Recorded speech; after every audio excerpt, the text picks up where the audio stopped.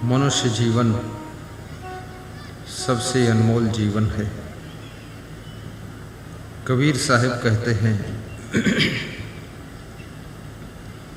जीवन की सार्थकता आपके जीवन में नंबर 1 शरीर है, नंबर 2 मन है, नंबर 3 वाणी है। तन, मन और वचन और इस शरीर को जीवित रखने वाला आत्मा है। सबके शरीर में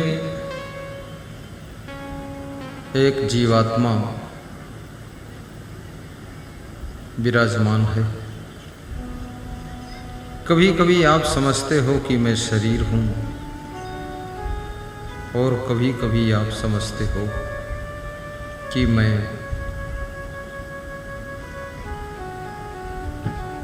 जीव हूं, लेकिन सही सही बोध नहीं हो पाता कि मैं कौन हूं। वेद ऋषि से पूछा गया, चारों वेद के ऋषियों ने बहुत सुंदर ज्ञान दिया है। अयमात्मा ब्रह्म, ये आत्मा ही ब्रह्म है। इस आत्मा को ब्रह्म का स्थान दिया गया है। दूसरे ऋषि से पूछा गया, उसने बताया कि हम ब्रह्मास्मि, मैं ही ब्रह्म हूं। ये आत्मा ब्रह्म है और मैं ब्रह्म हूं। तीसरे ऋषि से पूछा गया तो उसने बताया कि तत्त्वमसि ब्रह्म, वह तत्व जो इस शरीर में विद्यमान है, जिसकी वजह से शरीर जीवित है, वो ब्रह्म है। वो तत्व कौन सा है? वही आत्म तत्व है। उसे ही आत्म तत्व कहते हैं। ये आत्मा शरीर के मरने के साथ मरता नहीं है, और जिसकी मृत्यु नहीं होती है उसका जन्म भी नहीं होता है। शरीर का जन्म होता है और शरीर की ही मृत्यु होती है। याद रखना, ये आपका शरीर जन्म भी लेता है और इसकी मृत्यु भी होती है, लेकिन ये शरीर जिस तत्व के प्रभाव से जीवित रहता है, वह तत्व कौन तत्व है?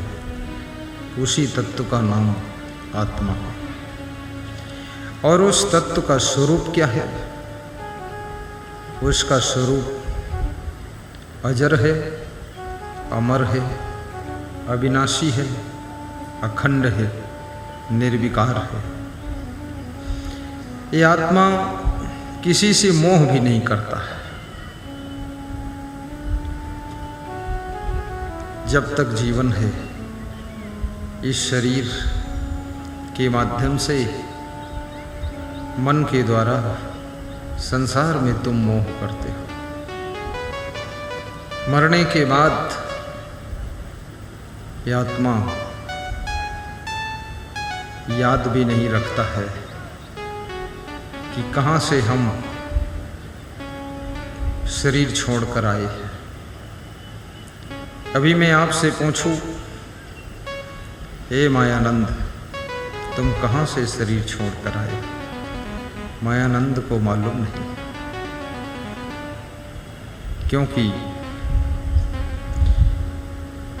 स्मृति को रखने वाला ये शरीर का ब्रेन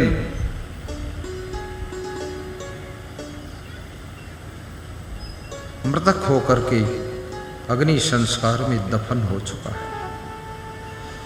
सब चीजों को स्मरण रखना ये माइंड का काम है। और ये खोपड़ी मरने के बाद आग में जला दी जाती है। आंखें देखती हैं, कान सुनते हैं, जीवा बोलती है, स्वाद लेती है, हाथ काम करते हैं, पैर चलते हैं, दिमाग सोचता है, यादगारी रखता है। लेकिन जब परम तत्व शरीर को त्याग करता है तो आँख रहती है पर देखती नहीं, कान रहते हैं पर सुनते नहीं, जीभ रहती है बोलती नहीं, स्वाद बताती नहीं, हाथ रहते हैं पर काम करते नहीं, पाँव रहते पर चलते नहीं, खोपड़ी रहती है पर सोचती नहीं। लाश के पास में बैठ करके पत्नी रोती है कि हमारा पति मर गया है, पर वहाँ कोई सुनता ही नहीं, क्योंकि वो शरीर पहले सुनता था जब उसके अंदर वो परम तत्व था। अब वही शरीर है। तड़फ तड़फ कर पत्नी रोती है, बहन अलग रोती है कि मेरा भाई मर गया, शाला रोता मेरे जीजा मर गए, बाप रोता मेरा बेटा मर गया, दादी रोती मेरा पोता मर गया। सबका अलग अलग रिश्तेदार मरा है, मरा तो एक ही आदमी है, पर कोई बाप कहकर रो रहा है, कोई पति कहकर रो रहा है, कोई पोता के लिए रो रहा है, कोई बेटा के लिए रो रहा है। सब रो रहे पर वहाँ कोई सुन नहीं रहा। जिसके लिए रो रहे वहाँ कोई नहीं सुन रहा। खूब छाती पीटो, खोपड़ी पीटो, चिल्लपो मचाओ, चिल्ला चोट मचाओ, खोपड़ी बांस में लड़ाओ, वहाँ कोई समझने वाला नहीं, क्योंकि जो समझने वाला जीव पंछी था वो जा चुका है, वो जा चुका है। अब जो जड़ शरीर था वो मृतक पड़ा हुआ है। जिस समय राम ने बाली का वध किया था, बाली और सुग्रीव में बहुत मित्रता थी, प्रेम भी था, दोनों भाई थे, सगे भाई थे। याद रखना, छोटी सी घटना दो आत्माओं के बीच के प्रेम को नष्ट कर सकती है, विश्वास को तोड़ सकती है और बहुत बड़े संदेह को जन्म दे सकती है। बाली को राक्षस ने ललकारा कि आओ हम तुमसे युद्ध करेंगे। बाली और सुग्रीव दोनों भोजन कर रहे थे। बाली ने कहा कि भोजन करके आता। राक्षस ने ललकारा कि तू डरपोक है, इसलिए भोजन का बहाना लेता है, आना है तो आ जाओ, युद्ध करो हमसे। बाली के अंदर स्वाभिमान था। बाली ललकार को सह नहीं सकता है। स्वाभिमानी व्यक्ति जब उसे कोई ललकार देता है तो उठकर खड़ा हो जाता है और ललकार को सुन करके फिर उसका रोंगटा उठकर खड़ा होता है और युद्ध प्रारंभ हो जाता है। लेकिन जिसने अपने स्वाभिमान को भी त्याग दिया, उसको कोई चाहे ललकार दे, चाहे पुचकार दे, चाहे दुत्कार दे, चाहे सत्कार दे, बड़ा साइलेंट रहता है, उस पर असर ही नहीं पड़ता है। कितने लोग समाज में, परिवार में, घर में ऐसे होते हैं, आप गाली दो तो भी मुस्कुराते रहते हैं, आप उनका सम्मान करो तो भी खुश हैं, उनका सम्मान ना करो तो भी खुश हैं, बैठने को कहो तो भी ठीक है, बैठने को ना कहो तो भी ठीक है, बिल्कुल स्थित प्रज्ञ हैं वो। मान अपमान सम्मान से ऊपर उठ गए। मानापमानियो तुल्य तुल्य मित्राणि पच्छेयो सर्वारंभ परित्यागी गुणातीता सा उच्चते। श्री कृष्ण भगवान अर्जुन को समझाते हैं कि जो सम्मान को पा करके प्रसन्न नहीं होता है, अपमान को पा करके दुखी नहीं होता है, जिसके भीतर अभिमान का कोई स्थान नहीं है, वह व्यक्ति गुणातीत पुरुष होता है। रजोगुण, सतोगुण, तमोगुण तीनों गुणों से ऊपर हो जाता है, त्रिगुणातीत हो जाता है। और फिर उसे दुखी करना भी मुश्किल है, उसे फिर फुलाना भी मुश्किल है, उसे फिर तकलीफ देना भी मुश्किल है, क्योंकि वो तटस्थ हो चुका है, वो साक्षी दशा में अनुभूति को प्राप्त कर रहा है। बाली राक्षस की ललकार को सुन करके सह नहीं पाता है और उठकर खड़ा होकर गदा लेकर के उस राक्षस को मारने के लिए दौड़ाता है। और पीछे पीछे सुग्रीव भी, क्योंकि भाई पर कोई संकट आ जाए, दूसरा भाई देखता रहे, वो भाई नहीं है। संकट की घड़ी में जो भाई हिस्सा बटाता है वही भाई भाई कहलाता है। जो मित्र संकट की परिस्थितियों में आपका साथ देता है वही सच्चा मित्र है। जब पति संकट में हो और पत्नी साथ छोड़कर न जाए, समझना कि वो धर्म पत्नी है। जब पत्नी संकट में हो, बीमारियों से ग्रसित हो, मायके वाले भी उसको आदर न करते हों, मना कर दिया हो कि इधर मत आना, तब भी जो पति अपनी पत्नी का आदर रखता है, वो पति कौन है? वो राम का रूप होता है, राम का रूप होता है। और उसका घर अयोध्या का भवन बन जाता है और उसके घर में हर रोज दिवाली और होली का वातावरण दिखाई देता है, वातावरण दिखाई देता है। अच्छी परिस्थितियों में सब सभी को प्रेम करते हैं। आप धनवान हैं, आपके द्वार पर सैकड़ों लोग चाय पीने आ जाएंगे। आप मिनिस्टर बन गए, हजारों का मेला तुम्हारे द्वार पर लगेगा। आप कलेक्टर बन गए, सैकड़ों लोग मिलने के लिए गेट के बाहर खड़े रहेंगे, परमिशन लेंगे। जिस दिन आपका पद चला गया, उस दिन देखो कौन मिलने आता है। अभी मैं प्रवचन करता हूँ, 20-20 हजार लोग प्रवचन सुनते हैं। जिस दिन प्रवचन बंद होगा ये, उस दिन कौन आएगा? लल्लन कुमार, जितेंद्र सिंह और ये पप्पू, विद्यानंद साहब और मायानंद, बाकी सब परमानंद गायब हो जाएंगे। क्योंकि फूल में पराग है, फूल में खुशबू है, तो भंवरे दौड़ते चले आते हैं और चुपचाप फूल के अंदर बैठ करके रस लेते हैं। जब फूल का रस और पराग और खुशबू समाप्त हो जाती है, भंवरे चुपचाप फूल को छोड़कर दूसरे फूल की तलाश में चले जाते हैं। इसी का नाम दुनिया है, शायद इसी का नाम संसार है।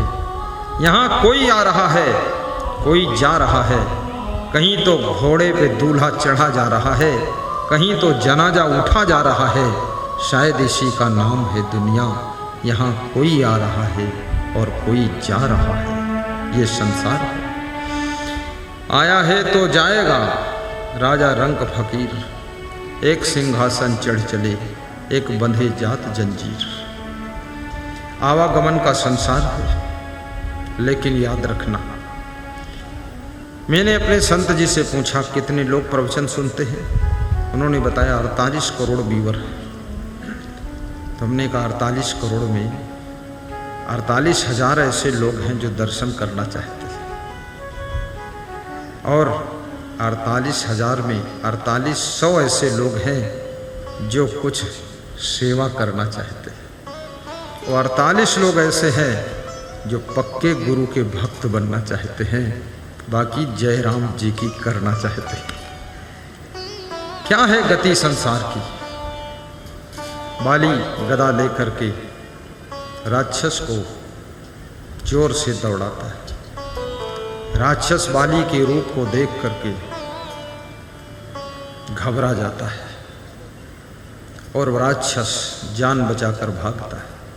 एक पहाड़ की कंदरा में राक्षस घुस जाता है। बाली के अंदर जोश आ चुका है। याद रखना, शास्त्र कहते हैं जब दुश्मन बहुत जोर से भागे और तुम्हारी सीमा से भाग जाए तब उसे छोड़ देना चाहिए, फिर उसके पीछे नहीं पड़ना चाहिए, अन्यथा कोई नया खतरा खड़ा हो सकता है। 10 कुत्ते मिलकर के जब एक कुत्ते को रपटाते हैं और वो कुत्ता जोर से डर करके भाग करके अपनी सीमा में चला जाता है, तब ये 10 कुत्ते उसको धन्यवाद देकर शांति से वापस लौट आते हैं ये भी समझते हैं कि अब ये बॉर्डर आ चुका है, उधर जाओगे तो नया खतरा खड़ा हो सकता है, उसके और साथी भी आ सकते हैं, फिर युद्ध ज्यादा हो सकता है। एक कुत्ता भी समझदार है, आदमी तो कुत्ते से भी गिरा गुजरा, कई बार पिट जाता है, पीछा छोड़ता ही नहीं, पिंड पड़ा हुआ है। बाली राक्षस को रपटाते हुए पहाड़ के अंदर कंदरा के अंदर घुसना चाहता है। गुस्सा आ चुकी है। जिस समय मनुष्य को गुस्सा आती है, जिस समय मनुष्य को जोश आता है, जिस समय क्रोध आ जाता है, उस समय जो तुम डिसीजन लेते हो वो सारा डिसीजन तुम्हारे लिए खतरा ही होता है।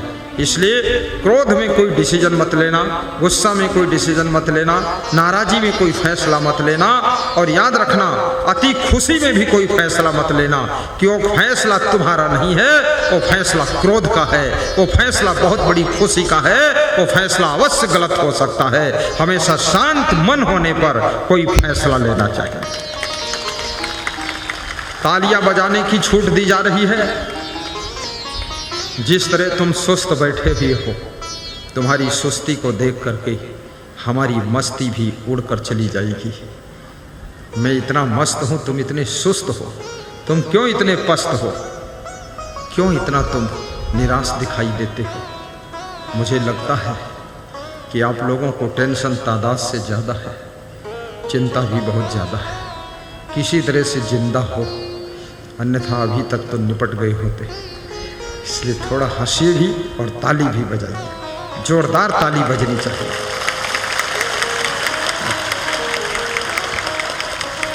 वह शहर शहर नहीं जिसमें गंदगी साफ करने के लिए नाली ना हो, वह किचन किचन नहीं जिसमें भोजन खाने के लिए सुंदर थाली ना हो, और वह खिड़की खिड़की नहीं जिसमें मच्छरों से बचने के लिए जाली ना हो, और वह ट्रैक्टर ट्रैक्टर नहीं जिसके पीछे सामान ढोने के लिए ट्राली ना हो, और वो ससुराल ससुराल नहीं जिसमें साला और साली ना हो, और वो सभा सभा नहीं जिसमें जोरदार ताली ना हो, जोरदार ताली ना हो।